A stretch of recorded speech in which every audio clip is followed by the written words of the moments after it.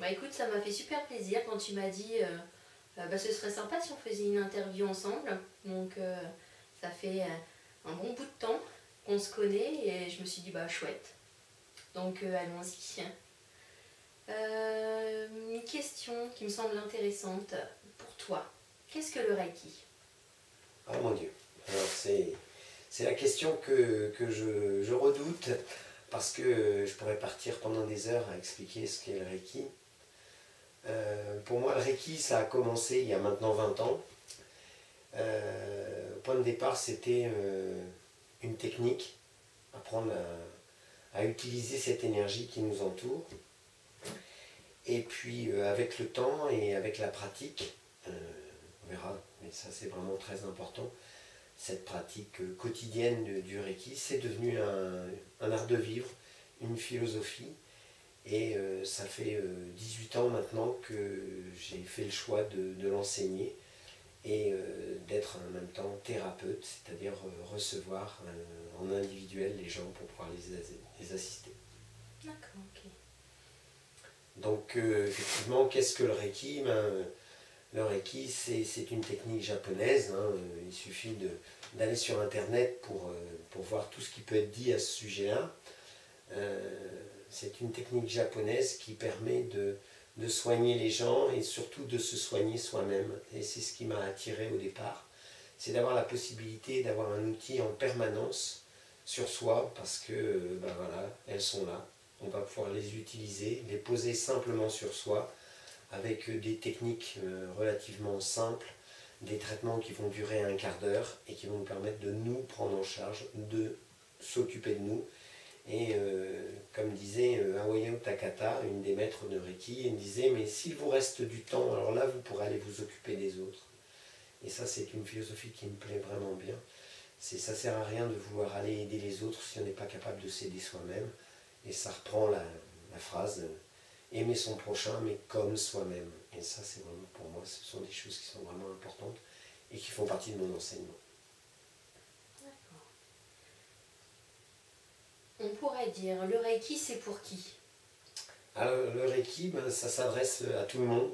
C'est vraiment, souvent je dis, si toutes les mamans du monde pouvaient être Reiki, c'est-à-dire avoir confiance en cette énergie qu'elles peuvent véhiculer simplement à travers l'amour qu'elles portent à leurs enfants, et là d'avoir en plus, à travers leurs mains, la possibilité d'apaiser, de calmer, de soulager un enfant, de l'aider à s'endormir, de soulager dans un bibi-bobo, et avoir cette conscience qu'on peut aider son enfant, bah c'est très rassurant ma foi. Après ça s'adresse, mais je dirais sur le plan personnel à tout le monde, surtout les premiers niveaux de Reiki, qui sont vraiment du bas à bas. C'est une technique qui veut être très universelle, qui va prendre en charge la globalité de la personne, autant sur le plan, je dirais, social, sur le plan physique, sur le plan... on dit que c'est une technique holistique, donc effectivement c'est une technique qui prend en charge toute la globalité de la personne. Et ça c'est vraiment aussi un truc très intéressant et très simple. Je dirais ce qui m'a fait venir aussi au Reiki, ça a été la simplicité et cet aspect un peu feignant que je peux avoir parfois. C'est simplement, il suffit de poser ses mains sur soi et de laisser faire cette énergie.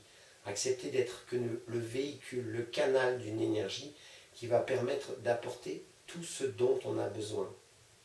Ça c'est vraiment quelque chose qui est pratique. Et de la même façon, quand je vais pouvoir m'occuper de quelqu'un d'autre, je vais pouvoir simplement poser mes mains, être ce canal, ce tuyau d'arrosage. Et je dis toujours l'avantage du tuyau d'arrosage, c'est qu'il est mouillé au passage. Et bien c'est ça la technique. C'est je te pose les mains, je vais poser les mains sur toi. C'est pas mon énergie, je suis simplement un tuyau et tu vas recevoir cette énergie et elle va t'apporter ce dont tu as besoin. C'est même pas important que je sache ce dont tu as besoin. C'est quand même pratique. Il y a simplement cette intention de t'aider, de t'apporter quelque chose. C'est génial en somme. C'est tout simple, Ouais. c'est magique. Hein. Et c'est ça qui m'a attiré aussi dans le Reiki, c'est cet aspect magique. À travers ces initiations, ces rituels qu'on peut recevoir au cours de chaque degré, qui vont nous permettre de canaliser cette énergie de plus en plus intensément. Alors ça fait un travail double effet qui se coule, tu vois. Ça va s'occuper de toi et en même temps ça va s'occuper de moi. Parce que le fait d'être canal, ça va me permettre justement, moi, de véhiculer cette énergie et de me servir au passage. Donc c'est dans l'échange. Ouais, l'échange il se fait déjà simplement dans le service.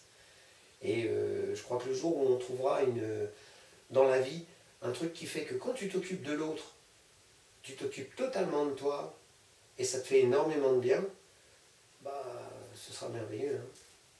Ah, c'est chouette. Beaucoup de personnes connaissent plus ou moins le magnétisme et la question c'est magnétisme, Reiki, quelle est la différence? Est-ce que c'est pareil?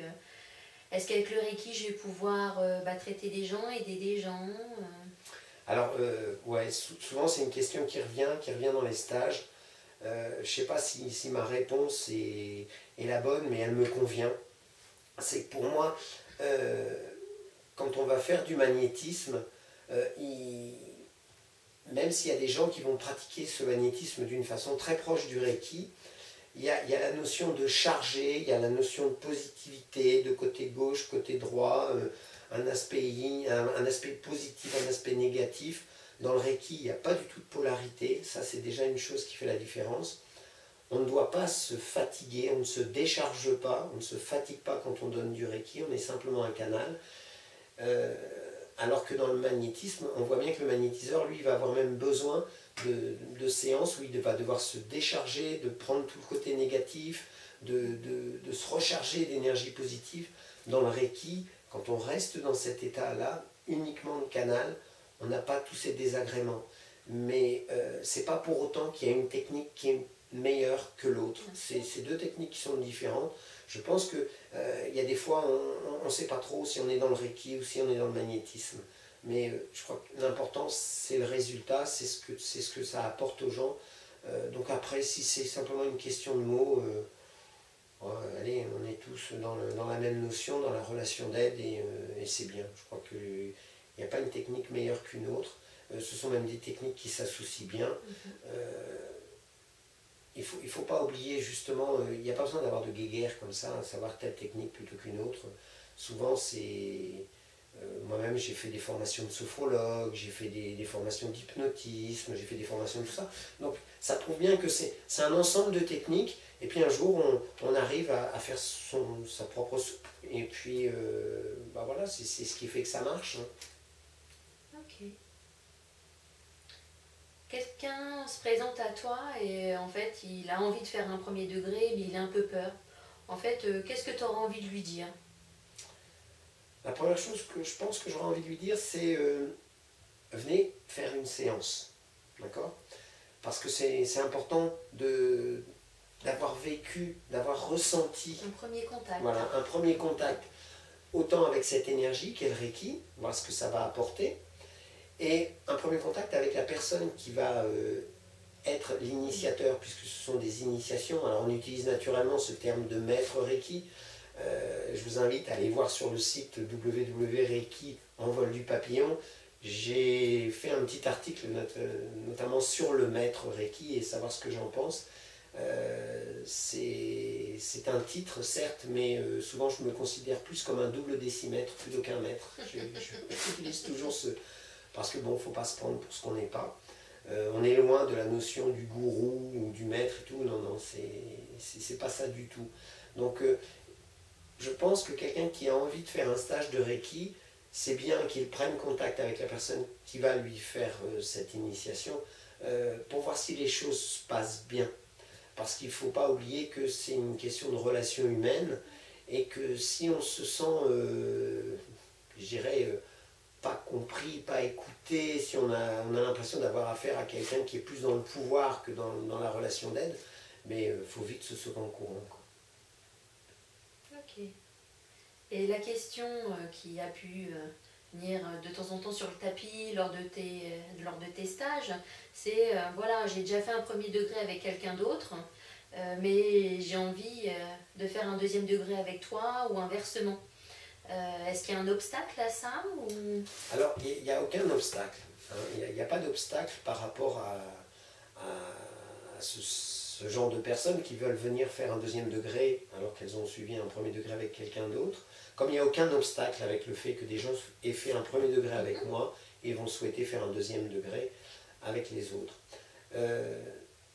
Ce qui me semble juste souvent, parce que j'en parle avec les gens qui font cette démarche-là, c'est de leur demander pourquoi ils ont envie de changer un peu d'initiateur. Et notamment la notion de durée de l'initiation, la durée du stage qu'ils ont eu, qu'on puisse discuter de ce qu'ils ont pu recevoir. Parce que malheureusement, on reçoit parfois des gens qui ont décidé de faire un premier degré avec telle personne parce que ça leur coûtait beaucoup moins cher, c'était sur une seule journée et tout ça. Donc quelque part, je me sens en porte-à-faux par rapport à des gens qui ont suivi un stage avec moi et qui ont payé, pour moi, un premier degré, c'est 150 €. D'autres viendraient et ont payé 50 €. Alors souvent, je demande aux gens, c'est de faire un don. Un don, j'ai 2 associations qui me plaisent beaucoup, qui sont Don Action Tibet, ils peuvent certifier des dons que je leur fais, et Action contre la faim. Je demande aux gens justement de faire un don qui va faire que ça va pouvoir équilibrer un petit peu plus. Je ne leur demande pas de faire la différence, mais de faire un don à cette association en geste de générosité. Je ne tiens pas à ce que ce soit fait à moi, parce que ça peut être jugé, et autour de l'argent, il y a tellement de choses qui peuvent se dire, mais justement de faire cet équilibre. Et ensuite, ce sera la même chose, j'aime bien les rencontrer, parce que aller vers le second degré, c'est une démarche un petit peu différente, donc j'aime bien rencontrer les gens, et ça me paraît bien pour les deux, et pour moi, et pour la personne qui souhaite faire ce chemin. Toujours du partage en fait. Et ouais, c'est ça Reiki, hein. Reiki, c'est vraiment vouloir partager, vouloir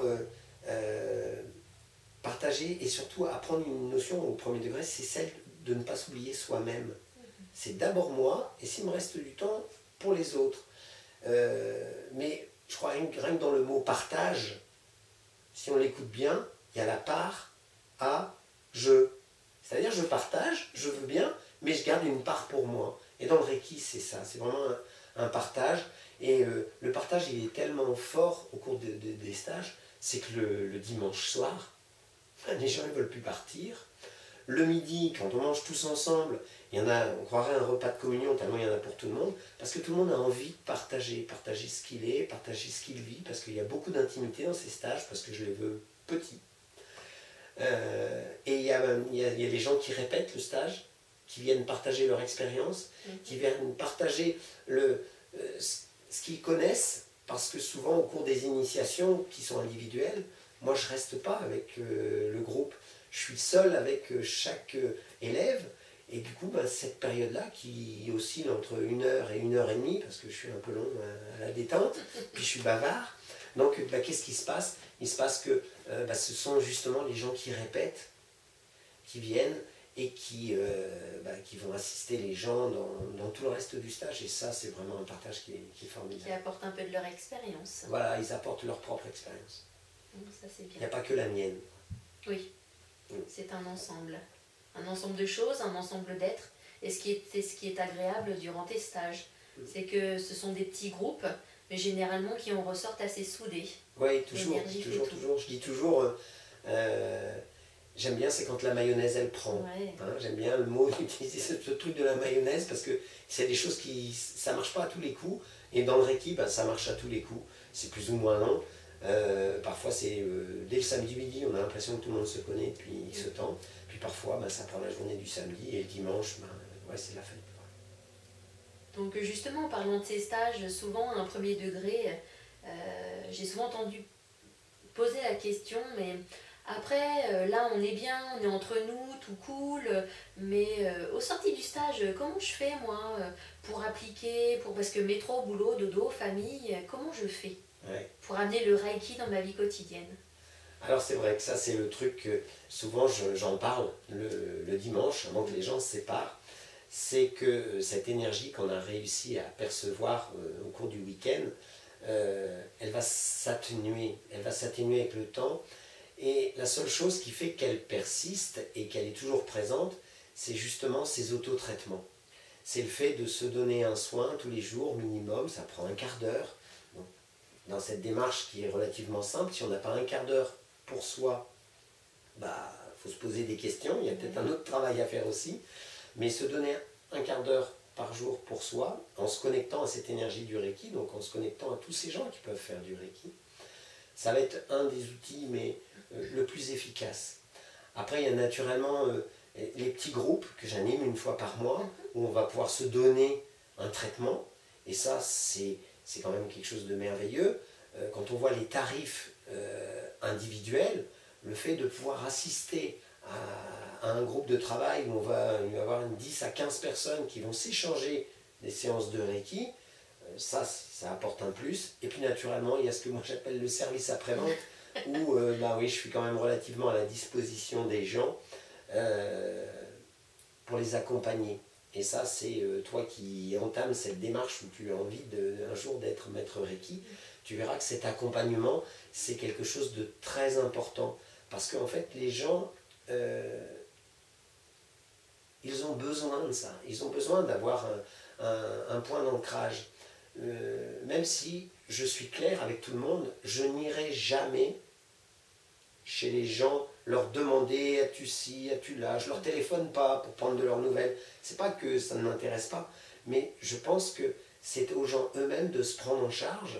Le Reiki, c'est quelque chose qui nous permet justement de s'occuper de soi. Mais quand on a besoin d'aide, ma porte, mon téléphone, mon mail, mon Facebook, mon site est toujours ouvert, 24 heures sur 24. Et même si parfois ma réponse n'est pas instantanée, elle est en général elle est quand même relativement rapide. Et je pense qu'on a tous besoin de ces liens comme ça, les uns avec les autres, parce qu'on est à plusieurs sur la voie. Et ça, c'est important. On a besoin.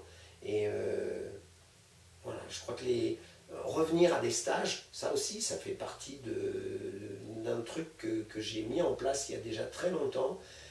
C'est totalement gratuit.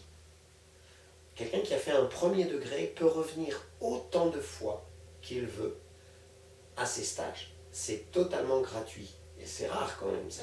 La seule chose que je demande depuis maintenant presque 2 ans, c'est ce don. Ce don à une association, soit Action contre la faim, soit une association pour Don Action Tibet, parce que j'y ai un filleul et ça me tient vraiment à cœur ces associations. Et le montant du don ne me regarde pas.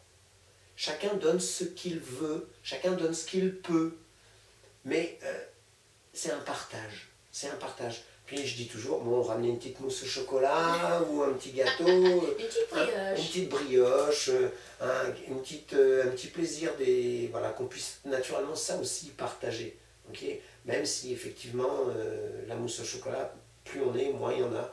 Mais non, j'adore cette notion de partage. Oui, ça c'est vraiment important. Il faut aussi, ce qu'il faut se dire, c'est que le Reiki, c'est pas que de la spiritualité, c'est aussi du concret. Ouais, ça c'est pour moi, ça c'est clair.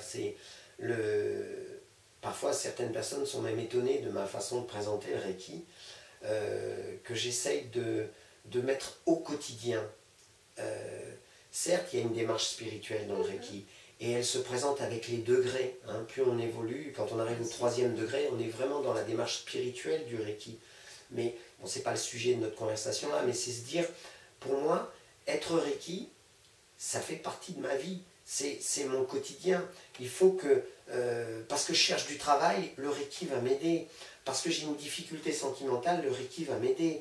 Parce que j'aimerais vraiment réussir ma vie professionnelle, le Reiki va m'aider.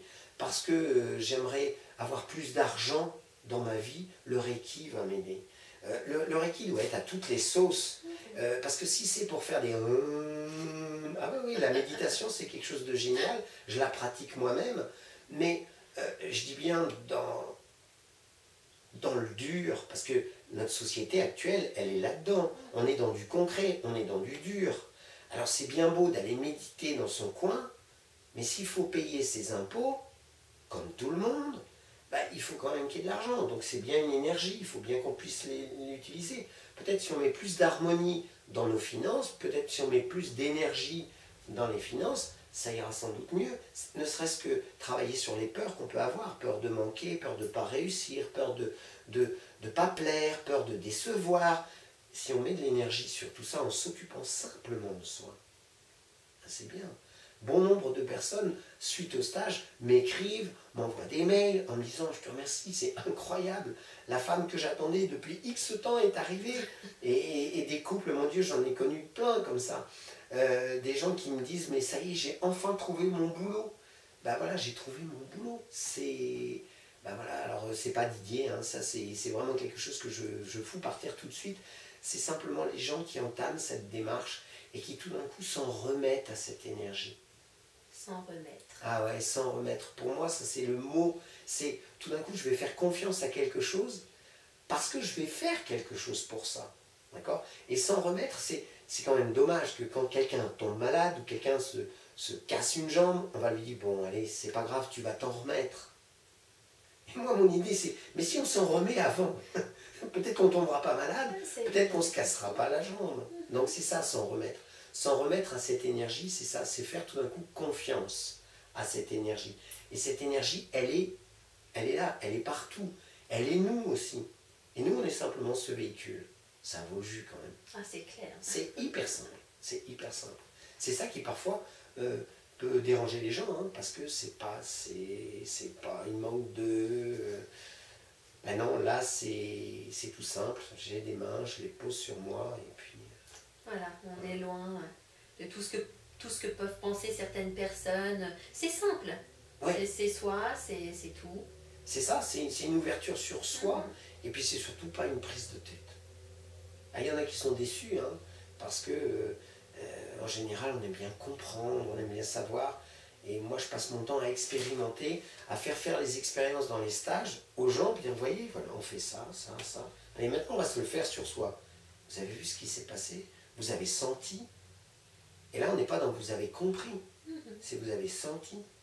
Et naturellement, dans le Reiki, il y a aussi toute la philosophie qui va avec ces préceptes du Reiki qui sont tout simples, qui sont aujourd'hui pas de soucis, pas de colère, avoir de la gratitude pour tout ce qui vit, honorer ses parents, ses professeurs, ses maîtres, ses aînés. En gros, soyez sociable, ce serait déjà pas mal, hein, aujourd'hui, soyez sociable, ce serait bien.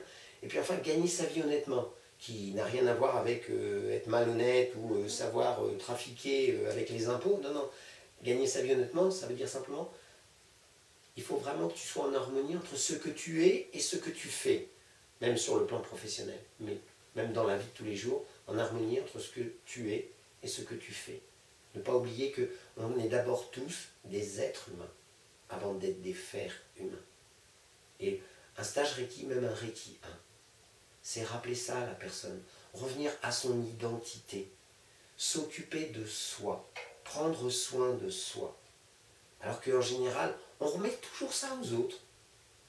On va dépendre de ci, on va dépendre de là, on va dépendre... Là, c'est simplement, je peux m'occuper de moi. Avec naturellement, à la base, je suis infirmier. Donc j'ai quand même un côté, moi, assez cartésien, et le rapport à la santé est clair. C'est pas parce que je vais être initié Reiki, quel que soit le degré, que je ne vais pas suivre les préceptes médicaux de notre médecine classique. Bien sûr. D'accord ? J'ai un traitement actuel, je poursuis ce traitement. Seul un médecin est habilité à savoir si je dois arrêter, réduire, augmenter, mais c'est certainement pas un maître Reiki qui peut prétendre ça, et c'est certainement pas parce que je suis Reiki et que je me fais des soins tous les jours que je peux de moi-même prendre en charge ça. Ça c'est clair, parce qu'il y a trop de choses, il ne faut pas rêver. Pour moi, je crois que toutes les médecines sont complémentaires. Exactement. Hein? Dans mon quotidien d'infirmier libéral, j'utilise le Reiki. Ouais. J'utilise le Reiki pour soulager, pour apaiser, pour calmer, pour rassurer, parce que le Reiki, c'est pas aussi que les mains, c'est aussi savoir être Reiki, savoir amener du calme, savoir amener de la quiétude chez des gens qui sont en souffrance. Je crois que ça fait aujourd'hui 30 ans que je suis infirmier, donc j'ai pu expérimenter tout ça et voir qu'à travers le Reiki, et c'est d'ailleurs dans le cadre des infirmiers, de mon métier d'infirmier, que j'ai découvert le Reiki justement. Oui. Parce qu'un jour, je me suis retrouvé à faire, entre guillemets, je ne sais pas ce que je faisais, mais j'ai fait du magnétisme à une personne qui souffrait, et je vous invite à aller sur le site parce que sur le site, vous verrez effectivement mon histoire, où j'ai soigné un monsieur à l'époque qui avait mon âge, 30 ans. On avait la trentaine tous les deux, et lui il avait une tumeur au cerveau. Je le soignais avec de la morphine. Et à l'époque, on passait toutes les 4 heures, jour et nuit, pour essayer de soulager ses douleurs. Il ne supportait plus rien, la lumière, le jour, le bruit, il vomissait. Enfin, c'était un tableau vraiment très, très sombre. Et un jour, sa femme m'appelle dans la nuit en me disant, mais Didier, il faut venir parce que Serge, il est couché dans l'escalier et je veux pas que quand les enfants se lèvent, ils voient leur père comme ça. Je dis, ouais, moi je vais bien et tout, mais l'infirmier disait, oui, mais moi j'ai fait ma morphine il y a 2 heures, je peux pas refaire. Hein. J'étais bien dans l'embarras, quoi, impuissant. Et là, quand je suis arrivé, Serge était effectivement allongé dans l'escalier et je suis venu, je me suis mis à ses pieds et je lui ai parlé tout bas, parce qu'il ne supportait pas, même le son d'une voix à haute voix, c'était insupportable. En posant mes mains sur ses pieds, quoi. Mais en faisant rien d'autre que poser mes mains. Je ne faisais pas de prévention, de massage, de prévention d'escarpe, non, je faisais rien, j'étais là et j'ai posé mes mains. Et Serge m'a dit, mais bouge pas tes mains, bouge pas tes mains. Et là, il s'est passé quelque chose. Et là, il s'est passé quelque chose, quoi, j'en sais rien du tout. À ce moment-là, je suis peut-être resté 5 minutes, 10 minutes, comme ça. Je posais mes mains, mais même moi, je sentais rien, quoi. C'était ici, là, si mes mains le soulagent, tant mieux, mais j'avais pas le sens de ça. Et après, on a pu le coucher avec son épouse, et il a passé la journée entière à dormir. Je lui ai fait des piqûres, ça ne l'a même pas réveillé. Par contre, l'expérience que j'ai eue, c'est qu'aussitôt, quand je suis remonté dans ma voiture, cette nuit-là, je me suis mise à trembler de partout, et je pleurais comme une madeleine. Je ne savais pas ce qui se passait, mais j'étais pas bien, j'avais froid, je tremblais et tout, je ne savais pas ce que c'était. Aujourd'hui, j'ai compris que j'avais donné mon énergie, et j'étais vidé. J'étais vidé émotionnellement, j'étais vidé physiquement. Et c'est de ce petit point de départ que je me suis dit, mais c'est quoi ça? Qu'est-ce qui m'est arrivé? Parce qu'en même temps, le soir, sa femme, et puis il y avait ses parents qui étaient là, mais Didier, vous avez du magnétisme. Pourquoi est-ce que c'est oui, du magnétisme? Moi, je suis infirmier, je ne suis pas magnétiseur. Donc voilà, de fil en aiguille, je me suis quand même renseigné, j'ai fait du magnétisme, j'ai fait de la sophro, j'ai fait d'autres techniques comme ça, du Jinshin Jutsu, c'était une technique d'harmonisation d'énergie, qui est vraiment très efficace, très complexe. Donc pour moi qui est un peu feignant, c'était... Mais aujourd'hui, je suis arrivé au Reiki parce que c'est tout simple. Vraiment, c'est ça. Donc je crois que sur ce que peut représenter le Reiki, je ne sais pas si tu as encore d'autres questions, mais... Moi, je t'aurais bien dit, allez, le Reiki en 3 mots, pour toi. Partage.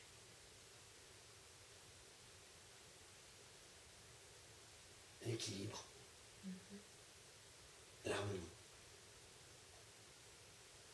Et je crois que ça, partager avec les autres, l'équilibre avec soi et avec les autres, l'équilibre dans sa vie, cette notion de justesse, où on se sent bien dans ce qu'on est, dans ce qu'on vit, et l'équilibre, oui, c'est sans doute le rééquilibre. Ça me semble un beau programme, écoute. Voilà. Écoute, ça m'a fait plaisir, toi. Moi aussi. Même si on était un peu stressés tous les deux, parce que c'est pas notre commun. Mais j'espère que les gens ils vont apprécier aussi notre petite vidéo, parce qu'on y a mis tout notre cœur. Oui. Et on avait envie de partager ça. Voilà, la volonté de partager, c'est ce que j'allais dire. Voilà.